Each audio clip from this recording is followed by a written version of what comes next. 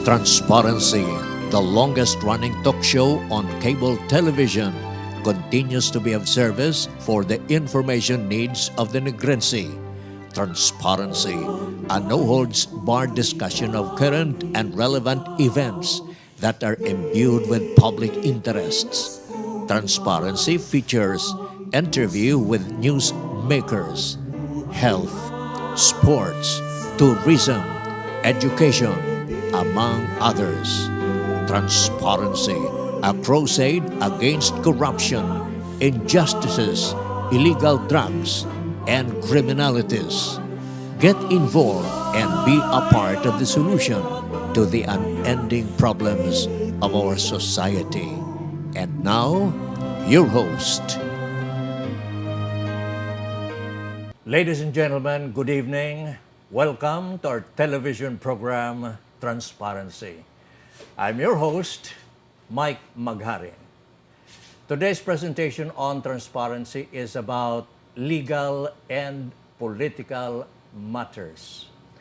Ang atong dinapit ng mga resource persons, they are still very young lawyers but have curved a good name in the lawyering profession. Ang unang ato nigapakilala mga kabyanan by age, ini siya nangin abogada, class 2014, took and passed the Philippine Bar in 2014. Graduated Juris Doctor, USLS College of Law, 2014. Class valedictorian, President of the USLS Student Council, and of course, Most Outstanding Student and Academic Achievement Awardee. Of course, she is happily married, and I'm proud to present to you on Transparency, Attorney Rodora Peñarroya or Peñarroyo Law. Welcome, Attorney. Thank you, Sir Mike. Thank you for inviting me here in your show, Transparency. It's an honor to be a resource person. Okay, thank you. Ang ato ni kadua nga bisita, several times, she has guested on my show. Kag ini siya mga kabyanan, a very young and promising lawyer. Of course, she is well known in the lawyering profession. Kag ini siya naggraduar mga kabyanan sa gihapon sa USLS College of Law, magna cum laude sa biology, kag sa College of Law cum laude, no? Mga kabyanan, she is also the daughter of a lawyer, bantog Dres Bacolod, kag without much ado mga kabyanan, I'm proud to present to you Attorney Nea Cecil Valladares Piazzon. Nea, welcome back. Good morning, Tito Mike. Thanks for having me again. Good morning and good day to all our televiewers. Okay. Ang aton nga pag on the air sa atong programa gabi, pero ang atong taping is morning, no? So, morning, afternoon, good evening, and today, pwede man, no? Ang aton main topic of discussion, mga kabyanan, una, pagkatalakayon naton kati legal and political matters ang aton nga issue nga pagambalan. Ang recent bar exam, mga kabyanan, daw kadamo gid nagmuluno nga kuno kahapos ang bar exam, the highest percentage sa nakapasar ining recent bar exam 2016 nga sa diin diri mismo sa aton sa siyudad sa Bacolod sa duha ka mga dalagko kag kilala nga mga universidad, USLS and UNOR, 25 ang nakapasar, no? 15 mga kabyanan sa UNOR, kag I understand sa USLS, 12. So, 25 tanan. Ang isa pagid mga kabyanan ka-controversial sa sining recent bar exam, sa din ang result, gid pagwa sining karungid lamang, sa bilog nga Pilipinas, mga probinsyano, iya nga mga examinees, ang nag-top 10, no? Wala gid sang top 10 nakakuha ang UP College of Law sa Diliman, Quezon City, kag kasupaman sa Ateneo de Manila University, Santo Tomas, kag iban nga mga dalagko nga universidad sa Metro Manila. So, daw katingalahan abi, no? Kuhaan naton sa initial statements and reactions sa aton nga mga resource persons. Una si Attorney Law, Attorney? Well, of course, it's something na we are all surprised because if we look at the trend of the passing percentage in the bar exams, it's just below 20% sometimes. In my time, it was 18% who passed. And then my other years nga 30%, and the 59% is really something na new to us. But of course, we welcome everyone to the legal profession. It would be unfair for us to say na mas masagad kami because jutay ang nagpasar sang time namon because we know having prepared for and heard of the bar exam, it's really something you give your all. So if all these passers give their all and a lot of them passed, they deserve to pass and we congratulate them and welcome them to the legal profession. Okay. Umaya ito mga kabyanan ang unang mga statements ni Attorney Law, no? Sa ilo naman kita sa kay Nea Kiatson abi, Attorney, luyag na ito may baluan kung anong reaction mo sini nga daw laban sa mga examinees sa mga provinces, ang mga bar top notchers, no? Dito sa Manila, daw siling nila nanong ang paghiwat sang bar exam daw may leakage o shadow kahapos. Anong reaction mo sini, Attorney? Actually, Tito Mike, ang ginapagwa sang iba, no, I'm not naming names, pero ang mga trending nga threads sa Facebook, gambal sila ko nga basi, gapa-impress ang Supreme Court kay President Digong. President Digong came from the province, not from Imperial Manila. So, gaano sila bala nga ginagaan importansya and ginagaan spotlight ang fact nga brilliant minds may also hail from places other than Imperial Manila. Oh, yes. So, as to the trending, sa ako niya personal opinion, ang first ko gid is na-shock man ko because naanad taya nga may UP, Ateneo, ginaiya kag tanan. It's also the first time nga ang top-notcher ta, which is who is Attorney Calam from USC, first time ni nga Cebu. University of San Carlos, Cebu. So, ako although na-shock man ko initially, I am very proud because though at least gakakwa taman ang spotlight we deserve. Kag i-resound ko man ang hambal ni Attorney Law nga of course wherever you come from biskan mayong imo ya financial support or pasto sang janitor nga nakapasar, no matter the circumstance, ang gamatter gidja is ang effort nga ginhatag mo during the bar exams. Kag syempre, if the Lord says it's your time to be a lawyer, you will be a lawyer. As long as you also use your talents in the right way. So, the shift from Imperial Manila to the provinces, for me, is a good thing.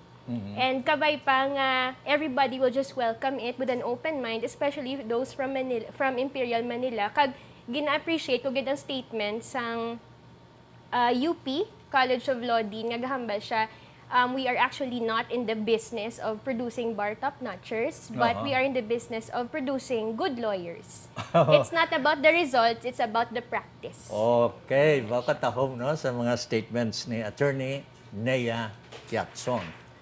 Now, ang iban nga mga viewers naton, kag iban nga mga political observers, kag iban nga mga pumuluyo, daw hindi gid mag-buyout nga i-impress lang aton presidente because of the recent results ng bar.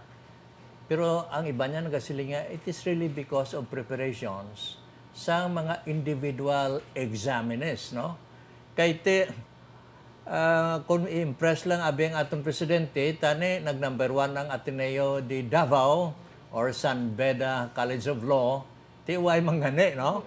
So, ang iba niya way naga-buyout sila nga mga statements sabi nga just to impress the president. Amo na way sang batapner sa Metro Manila nga mga colleges and universities nga naga-offer sa mga law courses, no?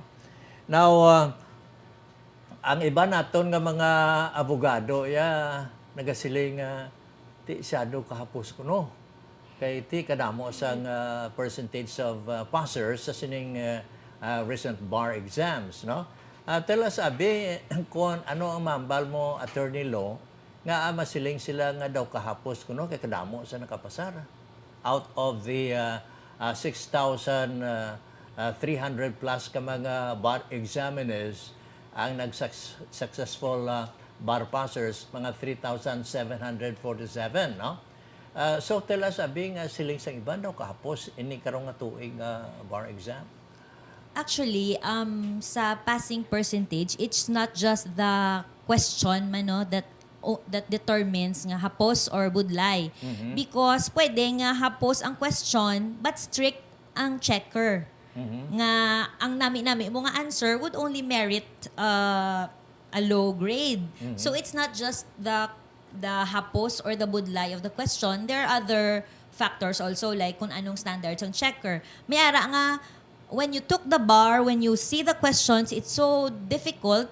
Tapos pag-check gali, the checker is so generous. Sir, to share an example, when I took the bar, I expected high grades sa mga other subjects. Yes. I did not expect to get higher grades pa sa mga abi ko nga good tong answers ko. I hope taas ko sa amo ni ininubo ko. It did not really come out that way. So, depende because ang personal assessment mo is different from the personal assessment of the person who checked. And let us also remember, Sir Mike, that the passing percentage was deliberated by the Supreme Court and Bank. Oh, I see. Oo. So, it's not just one justice, whether he be the bar chairman, who determines that 59% is the passing percentage. It is the whole Supreme Court in Bank who decides as a body that, okay, all these lawyers passed the minimum requirement to be a law. All these bar takers passed the minimum requirement.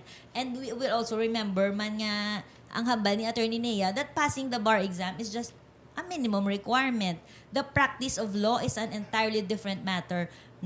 When you all become lawyers, not all lawyers are equal naman. When you become lawyers, you also differentiate yourself from every other lawyer by the quality of work you do and by the ethics you exhibit. So, amo na yung akong take on that na it's not easy. Waywaay sila kay they passed it when the bar exam was so easy. Though that's unfair. Though I say that's unfair to tell it to them. Diba? Okay. Sa ilo naman kitabi from attorney law, balik kita sa kay attorney Nea Tiatson kung ano man ang iya sini nga experience when she took the bar exam and pass it. Kung ano ang mambal niya nga sa karon abi daw kahapos o ang iba niya siguro na budlayan nga way magani kapasar, no? Anong mambal mo sini attorney? For my batch, we took the 2012 bar examinations. Sa amon tong nga batch, actually, nga dugin hybrid kami. Kinaga-eksperimento tong Supreme Court kung i-MCQ purely or ibalik ang essay. So, the 2011 bar was pure MCQ. Sang kami, duwa na. So, amon percentage of passing. Kay ako sa personal experience ko, given the time pressure, duwa ka bar exam ang ginkuha namon. Kay ang MCQ namon damo, at the same time, may ara kami, although 10 lang ang amon essay questions, damo pa siya sub-questions. So, remembering the experience, do nag-answer lang, kuya, wala na kuya kabalo, basta makasulat lang, kuway ka nagapaminsar, kay time pressure, gidang number one enemy in our case. In fact, sa amon niya, duwa lang kami nakapasar from Lasal. Ako lang kag si Attorney Jenny Calao. Sa pila ka mo nga nagkuha? Sa amon batch, do 11 kami, I just don't know if I remember the numbers right. And then the mga first takers do 11, including second takers do mga 22 from Lasal. 22 pero duwa lang ka mo. Oo, grabbing mortality. So puwerte gali ang abilidad. Duwa lang sa amon batch and then I think isa sa mga second takers. So tatlo kami from Lasal. So medyo kululbaan katama sang amon to nga time. So siguro as a general point of view, for me each person who is able to hurdle the bar exam has a war well fought.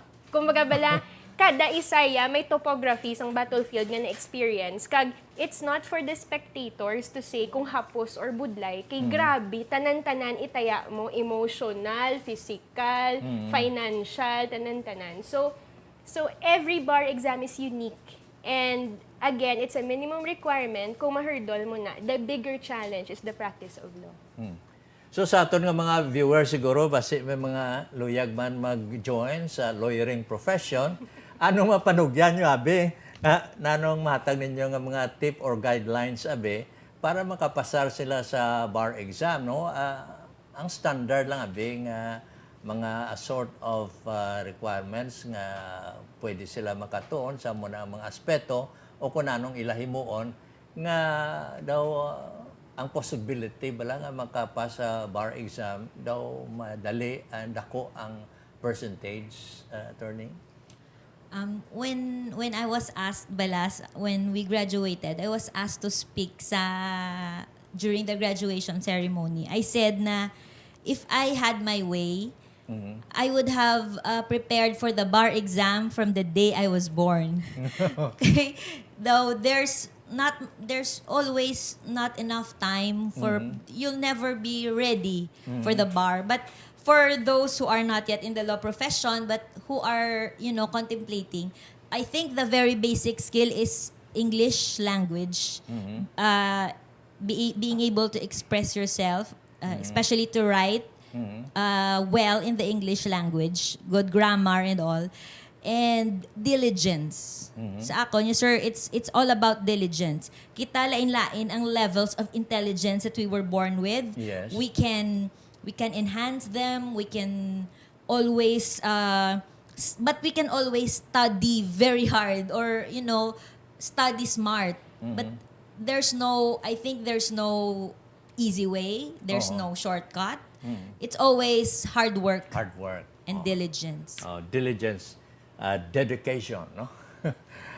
Sa ilo kita bisa kay Neya, sa aton nga mga prospective lawyers, sabi those who would want to be lawyers, kung magpa sa isang bar, anong imo mapanugyan, abi? Ang imong jutay nga ma-share sila, abi, para nga may chances lang nga makapasar.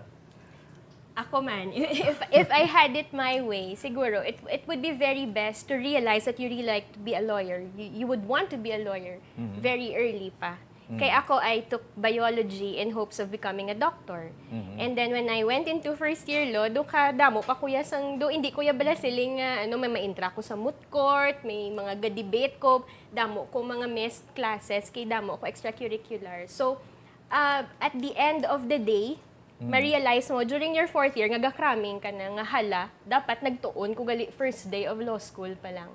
So, ang akon, ma-advise sa mga gusto mangin abogado, when you decide, 100%. So, pag first day ka pa lang niya, tuon ka na. And organize your notes. Hindi nga mag fourth year ka mo ka palang mang Xerox ka palang because ang best gidya nga notes for review are the ones you made. Okay. So, ang English mo, dapat imo English, at the same time, practiceon mo ng sulat mo. Kaya written siya mo. As I would like to repeat the word topography of the battlefield, you must know na siya nga mode of examination. So, since you know it's written and you have time pressure, sulat ka na nga dasig nga mayo agi mo. Okay. So, tatlo lang gid na siya, Tito Mike, siguro ang gusto ko gid i-impress upon those who are aspiring to be lawyers. There has to be some level of maturity. Dapat mature ka. Because ang imo, number one nga kontra is ang imo own nga nervyos when you take the bar. There has to be some level of maturity. Number two, consistency. Magpreparar ka, consistent ka. You follow a timeline. And of course, pinaka-importante, faith. Because, permi ko ginahamba when I was able to teach also, becoming a lawyer, the journey to become a lawyer is like, ga-embrace ka balas ang posting, hindi mo matangko. So from the very beginning, you must acknowledge nga hindi mo kaya on your own. There has to be some level of faith in whatever God you believe in. Basta, there has to be faith that you can do it. Kag magtawhay ka na. Hindi ka magpa-pressure. Very impressive, no, sa mga statements ni Attorney Nea Jatson. Now, we talk about lawyering as a profession. Kaya kadamo sa mga abogado nga nangin successful, damo man sa mga abogado nga lain-lain ang style sa mga abogado, no? Ang ilabing style sa practice of law, ang iba niya nagmadinalagon, ang iba niya medyo nag-steady lang, ang iban hindi gusto mag-judge, ang iban gusto man, no? Pero tell us, abi, kay man ang iba niya successful, Because ambot depende sa style, abilidad abe sa individual lawyers. Ang iban niya kilala gid sila, no, because they really come out into the open kaga pahibalo sa kunano ang ila mahimo as lawyers ara sila sa mga limelight abe sa dalagko nga mga kaso, no.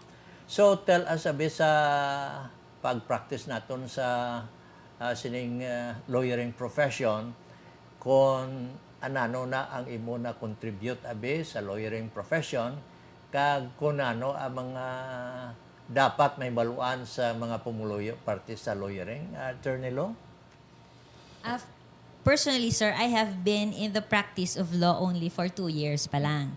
And I am engaged in private practice. So, unlike, some other lawyers nga, when they graduate, they join the big law firms.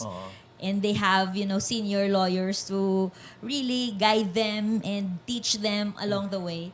I chose a different path by putting up my own law office with my classmate who passed the bar also the same time as I did. And we were both really new lawyers and we threw ourselves into the lawyering profession. And I'm happy naman with that path I took.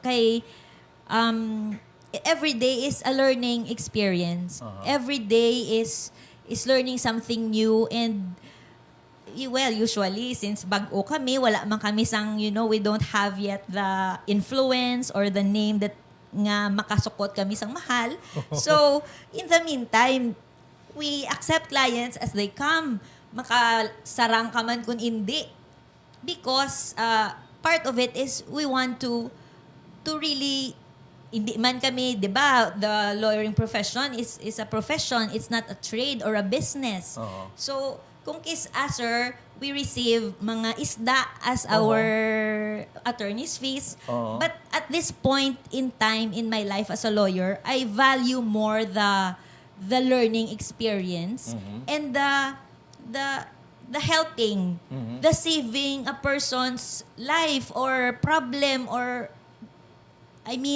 their lives have become better just because they met you and you have used your talents, used your knowledge, your skills to better another person's life. Though medyo altruistic, though that's the part there na feel ko as a new lawyer. So what I do is learn every day. Every day in the private practice of law, sir, unlike when you work for the government na you know na what tomorrow brings. In the private practice of law, tomorrow is always a new day you look forward to. Kung ano nga exciting nga case ang mapalapit sa imo, ano naman nga mga classes ang persons ang imo ma-encounter for which you can share your lawyering skills and then learn things nga next time makes you a better lawyer na and build your confidence day in and day out. Ano gid ang specialty mo, attorney? At this point in time, sir, though hindi pa man gid ko makambal nga I specialize on a specific field of law, but usually ang mga clients ko nga who come to me mga family law, mga legal separation, mga annulment, mga Annulment, I see. Which is that is also my favorite subject. So okay lang and I'm comfortable with that field of law. Sa aton nga mga viewers, those who would like to avail the lawyering services of Attorney Rodora Peñarroyo Law, luyag nato may baluan kung din ang iya sining bupete, no, or law office. Tell us abi. I have a law office with my partner, Attorney Jacob Arino. We have our law office at 2nd floor Boston Finance Building along 6th Street. Yes, mapakato sa shopping. Oo. May contact number ka? Our telephone number is 468-0132. Hindi na advertisement, no? Kundi para pabalolan sa aton ng mga viewers. Those who will be interested sa lawyering services ni Attorney Rodora Law, no? Sa ilo kita naman kay Nea, no? Siling sang iban nga mga abogado, ang pag-successful nila as a lawyer, bangod nga kahibalo sila magpanukot, abe daw, Ang iban sa ila, ang abilidad abi sa pag-persuade sa ilang mga clients, no? Kag sa pag-convince abi sa ilang mga clients, daw gifted sila, no? So, luyag man natin may baluan kung ano ang mga intricacies abi sa lawyering profession, ang sinuktanay, kay ibang ganing yate, daw kapigado sang iban niya, masiling nga pagkadto sa opisina sang isa ka abogado, kisa pila man lang ang ila kwarta ihatag, pero ang IBP rate siya, iban 500, iban 1,000. Depende na ya sa kliyente, no? Pero iba nga mga lawyers, kung kisa nagareklamo, may bad debts ako, no? Pero sa mga lawyers siguro, daw hindi man manigar nga may yaragid man mga bad debts, mga kliyente nga daw tapos maserbisyuhan daw kung kaisa nagakalipat na, no? Sang value of services sang aton nga mga lawyers. Tell us, Attorney Quezon Abi, may mga problema ka man na-encounter sa lawyering profession? Yes, Gid. I have bad debts. Mga bad debts. 4 years na ko last April 24 in the practice. Ang first 2 years ko associating with other lawyers and bravely like attorney law. On my 3rd year, I made my own solo practice na. So right now, solo practice naman ko. Amo gidna tandaan ko gidna ang hambas ng amon nga good teacher na si Attorney Alex Mirano. Sang gatudlo pa lang siya criminal law in law school, kabalo gid kamo dapat manukot. So even then, ati ako before I engage formally nagaano gid ko dapat insindihan na gid ta sa fees. Despite that, despite a signed service proposal or a retainer agreement, ang iban hindi ginaya magbayad. Ayawan ka lang panukot. So, ang problema nga on bad debts, every lawyer has that. And sometimes it reaches to 6 digits and everything. 6 digits, ha? Oo. So, but you have to weigh the pros and cons as to enforcing the bad debt versus your client. Kaya karon kung isukton mo na siya, i-demand letter mo man siya when once upon a time you were lawyer-client, do kalain naman. So, in my case, ako kung kaysa gina-treat ko na lang siya as corporate social responsibility sang opisina. At sige na lang, hindi na lang, at least nagmayo man ang kabuhi or singko kung paminsaran. Basi pa lang makabulo-balikid man sa uli, makapulo padala man da, biskan tsokolate lang or ano lang da, Indian Mingo. Because there are some other clients, nga pray-overan ka lang. Literally, gina-pray over ka, attorney prayers lang. Di okay lang man na, di ba? So, and of course, we also have the mandatory nga free legal service. So, okay lang i-credit mo na lang sa number of hours mo. Mga kabyanan, very interesting atong ginambalan parte sa lawyering profession, no? Hindi lang diri sa aton sa Bacolod kundi mga lawyers sa bilog nga pungsod Pilipinas. Pero lain-lain naman nga mga lawyers, kada abogado, may ara kaugalingon nga style mo. Kaugalingon abing magserbisyo sa iyang mga kliyente, no? Mga kabyanan, we will take a quick break. We will be back after some important reminders from our sponsors.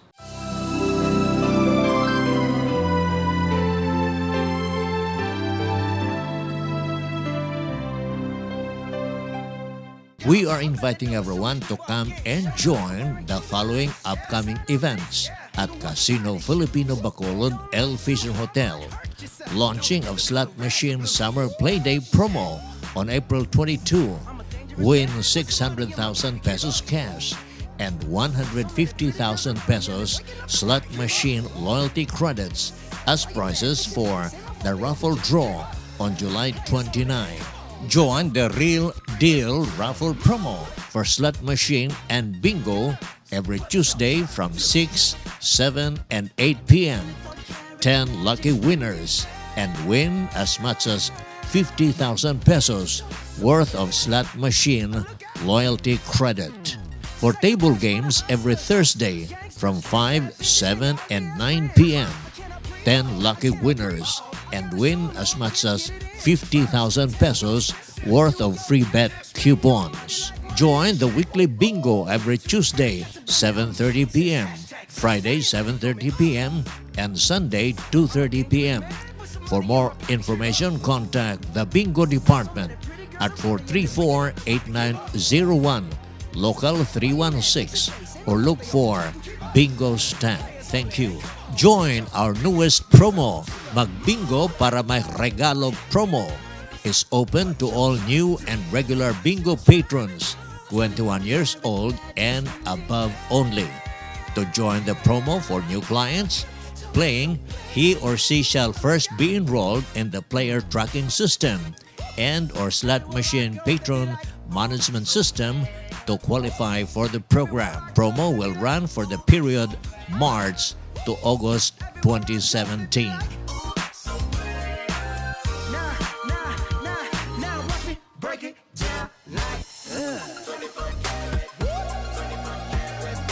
What's that sound?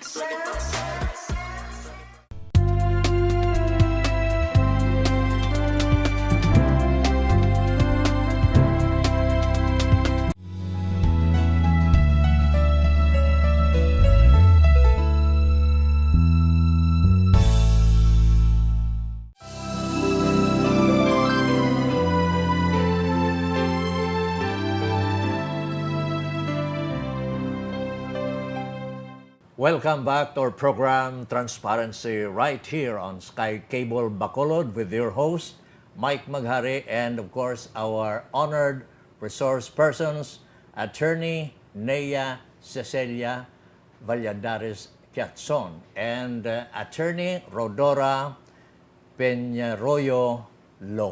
No? Now, parte sa gyapon sa lawyering, kay ti ang aton nga mga bisita, mga abogada nga mga kababayan, no?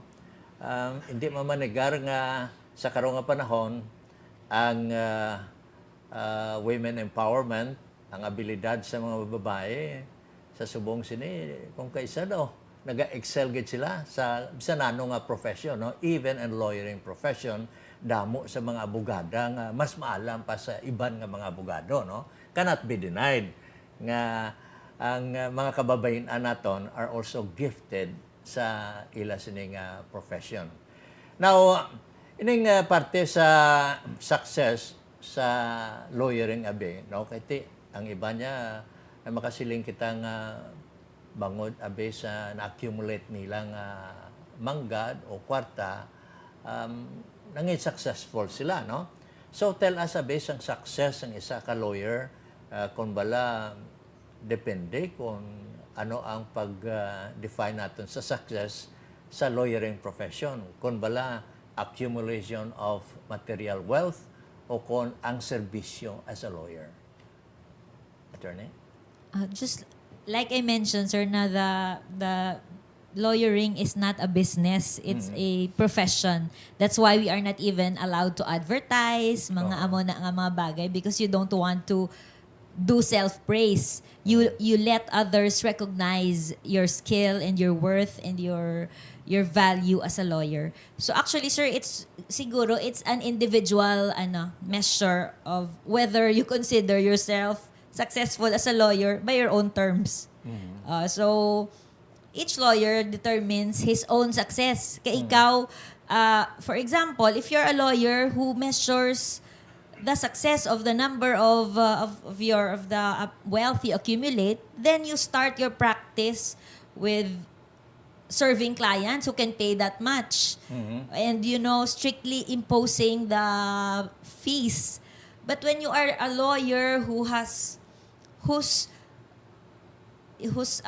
priority is helping or really performing genuinely in the administration of justice, you would tend also to entertain clients, although they cannot pay, but they have, a real causes of action. So it won't matter to you. Kay, na-observe ko lang man, sir, no?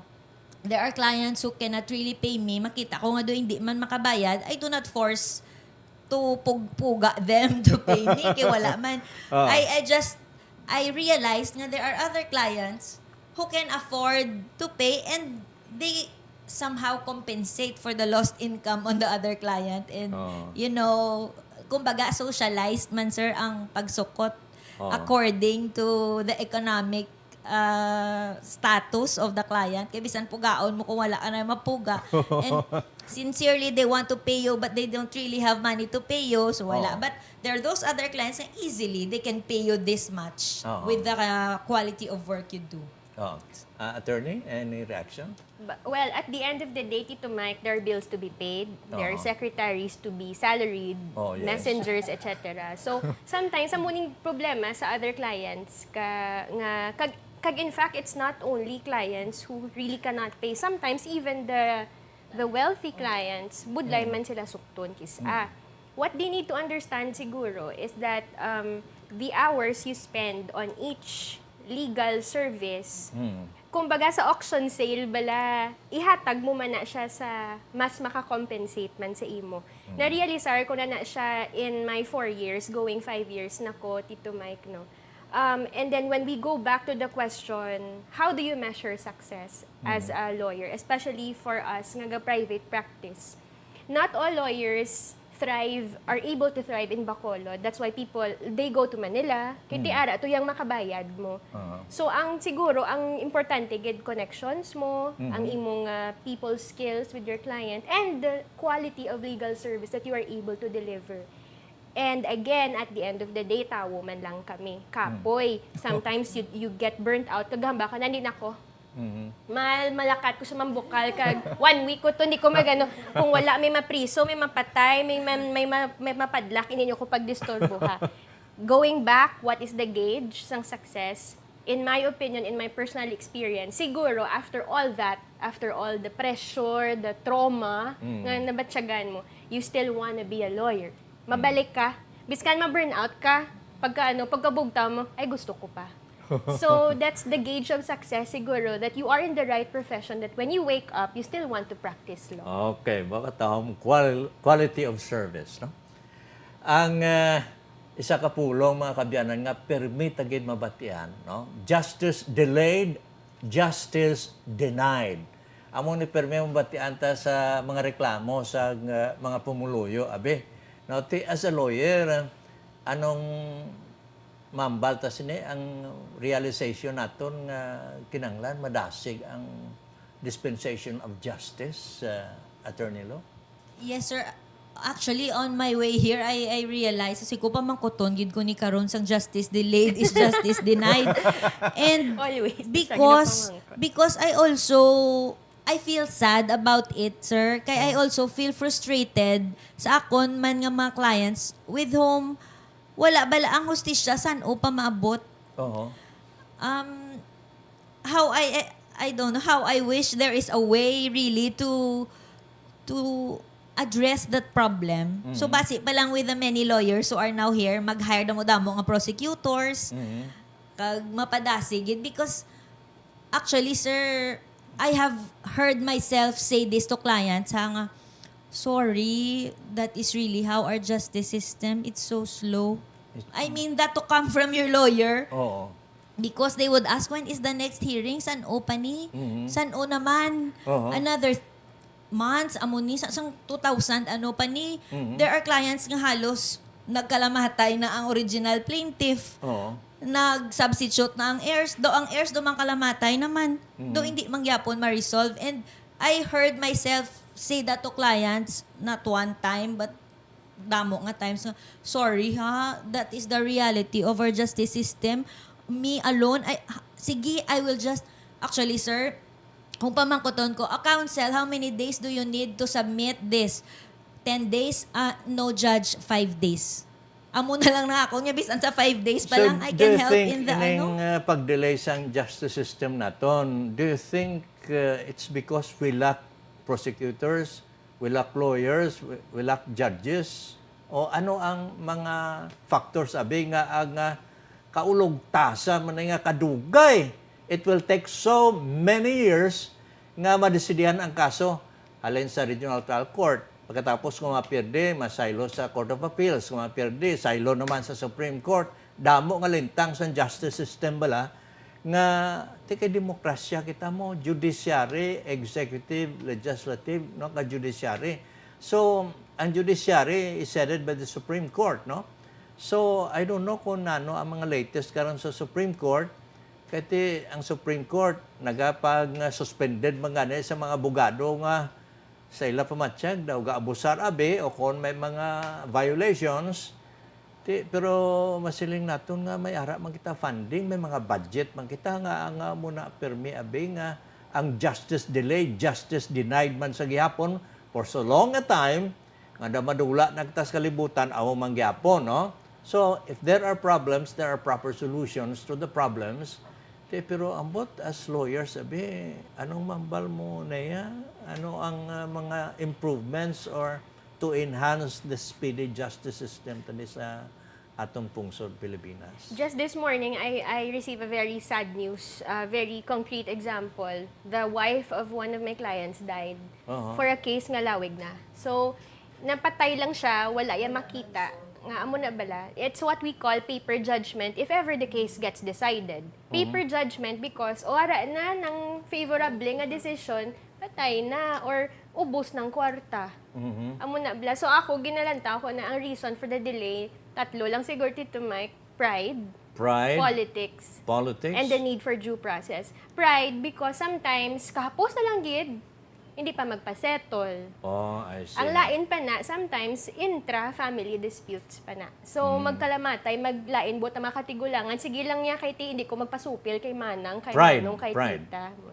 Politics, you can't help but play with politics. Inside the courtroom, outside the courtroom, there's politics. And of course, hindi naman pwede matrample ang due process clause sa Constitution. We cannot just convict right away without going through court. There's a process that needs to be followed. Amo na siyang reasons for delay. So when you ask me, Tito Mike, of solution, siguro, I think it's high time for lawyers to actually promote settlement out of court. Before pa lang mag-anong kliyente nga, di attorney, mapasakag kuya kaso, try ta ni bisettle because there's such thing as alternative dispute resolution which lawyers can actually handle out of court, mas dasig, with an enforceable compromise agreement. Pero siguro, ang isa mas ang contributory factor, may iban nga mga judge nga tama kalax, every time ang mga lawyers masiling postpone man, no? Bisan hindi balido nga mga rason. So, may mga lawyers man siguro nga amo man nag-contribute sa sining justice delayed, justice denied. Mayara gid man, attorney lang sa wala experience. Mayara gid, attorney. Kay kung when you go to court and then ma-observe ka lang kay late pa be tawagon ng imo case. Ang tanan niya cases sa before sa imo ginlawag, wala tanan na here, in postpone lang tanan. I see. Do ka So, does this happen every day? So, this court sits just to postpone all these cases? Kasad pag ginabala, Tito Mike, if I can butt in, no, ang branding bala kag stereotype sang lawyers nga very sad sang isa ka actual case nga gin-take over ko nga hambal sang client nga na-delay ni siya inday kay ginpatapos ni anay ni Attorney Blanc ang iya bata sa high school. Do amo na bala, do ginausar ang actual case to bill attorney's fees, appearance fees para patapuson ang bata sang abogado sa high school, do kalain bala. So I think it's high time to actually reinvent the practice of lawyering nga instead of pro-litigation, gitaya bala nga hasta taya 10 years sa Supreme Court, magkilit anay tato, try to forward settlement and then foster a business improvement scheme with your client nga you will be there guiding them to improve their business, their family relations. Hindi nga ara kadaya kay gagirahay. Try mo sila patch up kag ara ka man Japon nang guide them na ya forward moving sa ilan na yung pag-improve. Baka ka namin, no?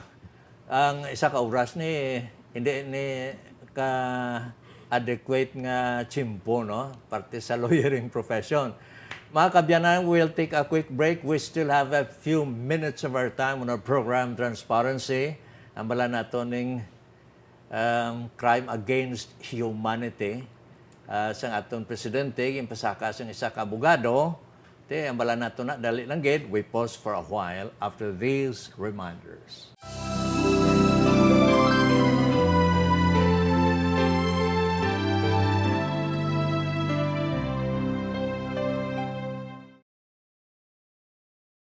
Need automotive parts for your cars? Come to the right place. BW Parts Center has a complete line of automotive parts for your vehicles of various brands, type, and models.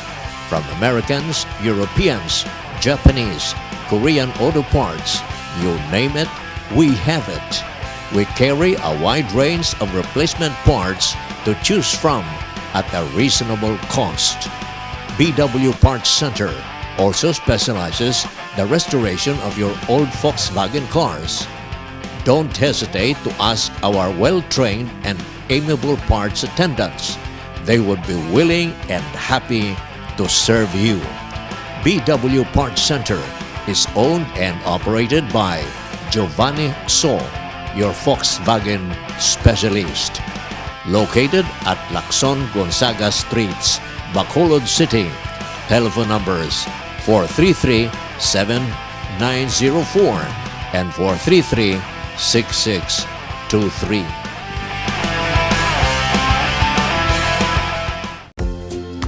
Feel and enjoy nature's best.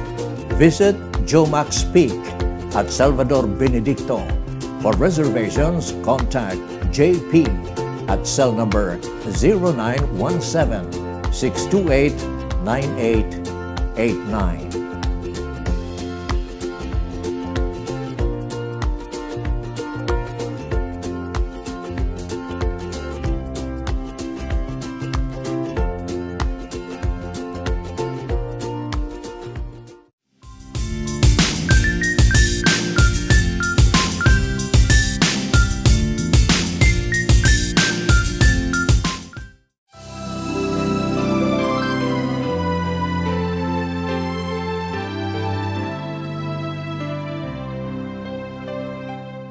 You are viewing Transparency right here on Sky Cable Bacolod with your host, Mike Maghari.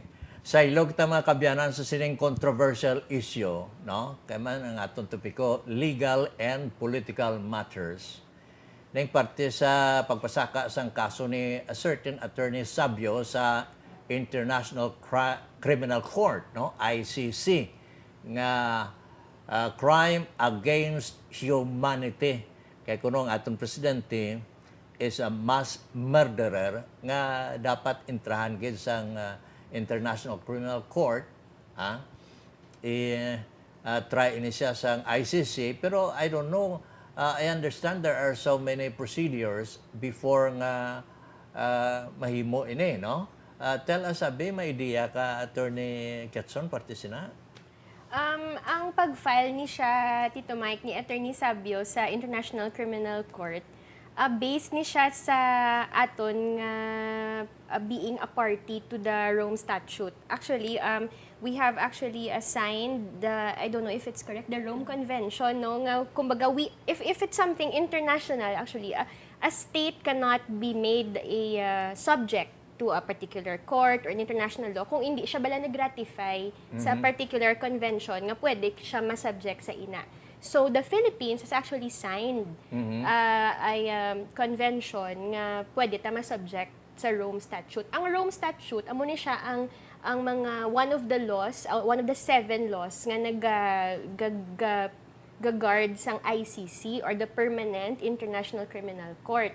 So ang ginubra ni Attorney Sabio, based on the legal basis found in the Rome Statute, which the Philippines is subjected to, can be subjected to, ginfile yan ni siya sa prosecutor, sa ICC prosecutor, alleging nga ang aton nga sitting president, si President Duterte, might be guilty of the crimes against humanity of mass murder based on extrajudicial killings of his war against drugs. Kaya ang extrajudicial killings, why man kita gani death penalty. Ti ano ng extrajudicial killings na kinanglan ti judicial process antes ka magdakop sa mga adik o mga nagabaligya sang droga, kinanglan kuha ka na isang warrant of arrest sa korte. Ti karon kon korte perme ang aton gamiton, kahinay nga daan katama, ti igo ka mag warrant of arrest. Why na to yung dalakpon mo? Matagaan ka sang korte sang warrant of arrest. Now, bangod sila mga kabyanan kanamo sa mga tao nagasiling nga ti may mga korte man rin sa Pilipinas nga intrahan pa yasang International Criminal Court, no?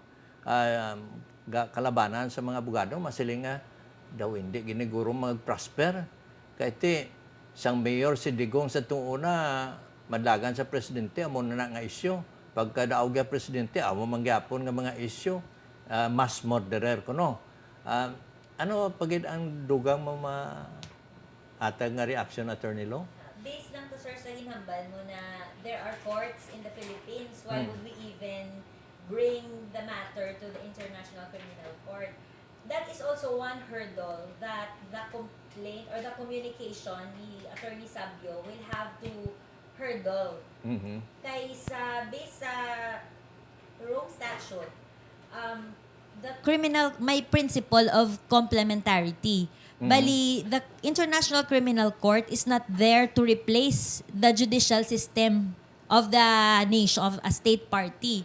So, ang may parameters na the International Criminal Court will only take jurisdiction kung the state, if Philippines, sa aton, in this case, if Philippines is unwilling or unable to investigate, prosecute, and bring to justice, doon mo na. So, pag maghambal ka nga unwilling, pwede nga it refuses gidya investigation, wala gidya ga-investigate, or pwede man nga there are investigations, but sham lang bala. Those are really not genuine investigations to look into the matter of criminal liability. So, amo na ang unwilling. So, dapat i-prove na ni Attorney Sabio dito na the Philippines is unwilling to prosecute or unable.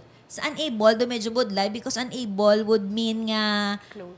oo, there is substantial collapse or in the operational ang ato judicial system which is not present kay very operational ang ato nga judicial system. So amo na ang isa niya ka hurdle, sir, nga kinahanglan niya na i-prove for the International Criminal Court to take jurisdiction. Nga there is no remedy in the Philippines.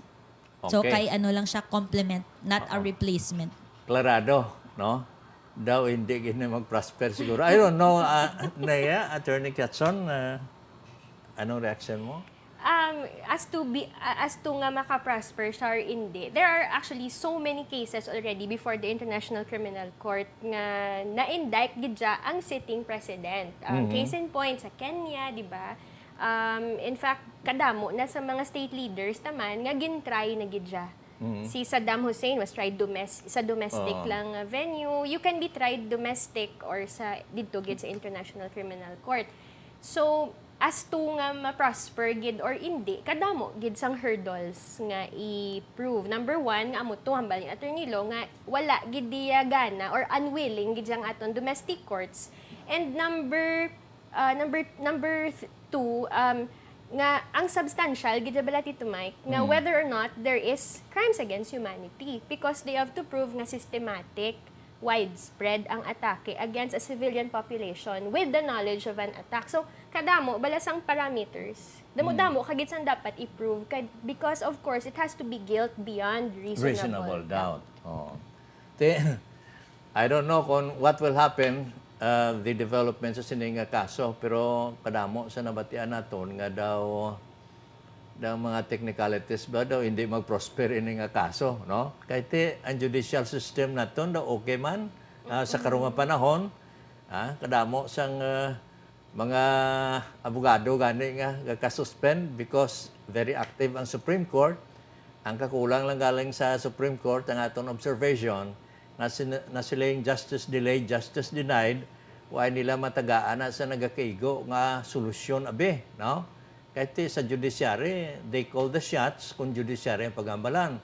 So they can recommend kung mga budget abe for additional lawyers, prosecutors, mga judges abe, no? I don't know, kahit sa kadugayon ng mga tinuig, ang justice delayed, justice denied, ara man agyapon, ang atong judiciary, ang Supreme Court, ara man da.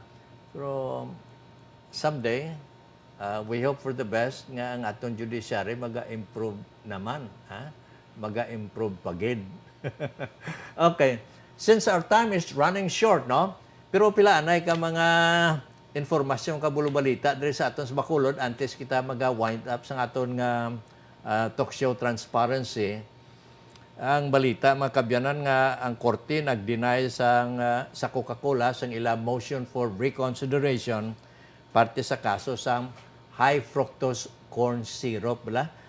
In fact kadamo sa aton nga mga Negrosanon nga nagaupod sa boycott no against sa sining Coca-Cola nga kuno ang ila gina-prefer high fructose corn syrup nga amo ang ginamix clan nila sa ila produkto no. So ang korte nag-deny sa Coke sang motion for reconsideration kay nagpapanaog sang order ang SRA no. Nga sa diin kinanglan antes makasulod maka-import sang high fructose corn syrup sa Pilipinas kinahanglan mangayo gid clearance sa SRA no. So isa pa gid sang balita nga ato nabatian nga ang last termer nga congressman sa 3rd Congressional District si Congressman Albi Benitez ano na yung matunog nga balita kuno senador ini siya no. Anong may mga reaksyon ka mo partis ning Coke ning FCS nga kwan issue base may mata ka mo nga reaksyon okay attorney Si Atty. Lo cannot say anything kay she has a case, no? You have a case. I so, see. Sub judice? Sub judice. I see, Kaya ako, Tito Mike, ako naguro nga reaction is because I'm not really well-versed as to the real issues there. But as to high fructose corn syrup, kiti biology ako nga background. Ang ginawal dati sa tao is the fact nga if truly they are using it, gina-slowly kill mo mga tao.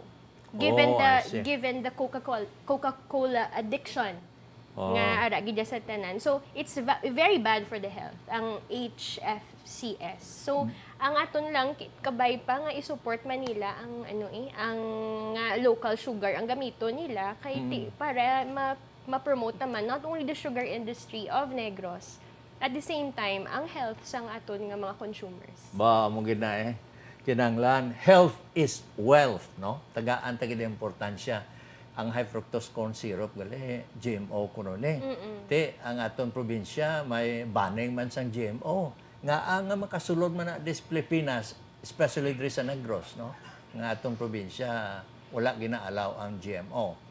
Makabyanan our time is running short so pangabayon naton ang aton nga mga resource persons ang ilas ni nga parting shots. Ang una si Attorney Rodora Law. Attorney? Sir, thank you for giving me this chance to be part of your show. This is, although I was a graduate of mass communications, this is probably the first time I appeared in a TV show. And it's a good experience, sir, and I'm happy that may nughambal man kami gali even though we are very young in the law profession. Well, we're probably the breath of fresh air from all the mga negative perceptions of the law profession. At least I hope nga kami ni Attorney Nia were able to give the law profession a light nga fresh and welcome and positive. And thank you, sir, for giving me this opportunity. Although I'm a very new pa lang to the law profession, I just realized na, this is something I want to do every day when I wake up. So I'm happy na I realized that also with this talking about the law profession and what a lawyer does. So thank you very much, sir, for this opportunity. Okay, thank you so much. Hoping for the success of attorney law sa lawyering profession. Now, si Attorney Nea Tiatson, ang parting shots na, Attorney. As always, Tito Mike, and to the talk show Transparency, thank you for having me again. Ako lang guro, namin, naman to sang hambal ni Attorney Lo, in the interest of the month of May, Flores de Mayo, Siguro, ang ako lang maano sa aton ng mga televiewers is, it's always nice to stop and smell the flowers, no? Flores de Mayo. In this busy life, ambal nila gani, busy is overrated. Take time to relax and to stop and be grateful for every blessing that you have. Because if every person actually does that, I think life will be a lot more peaceful. To be Okay. able to stop and smell the flowers. Okay, thank you so much, no? Mga Thank you, kabyanan, Tito. very inspiring ang aton nga mga mensahe sa karon sa aton transparency. Napasalamat kita sa aton nga mga resource persons sa ila sini nga mga views and opinions expressed on our program. Ang aton nga words of wisdom, people are smarter nowadays. They are letting lawyers instead of their conscience be their guide. Ang inyong alagad, Mike Maghari, nagasiling, thank you so much. Mabuhay ang lawyering profession. You have just viewed Transparency right here on Sky Cable Bacolod. Be with us again every Monday, 10 p.m., Channel 40. Wednesday, Friday, Saturday, 8 p.m., Channel 32. And Sunday, 12 noon, Channel 40.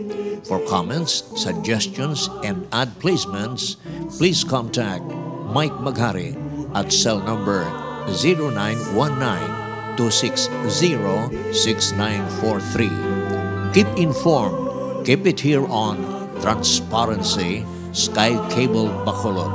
Thank you for watching. Happy viewing, everyone.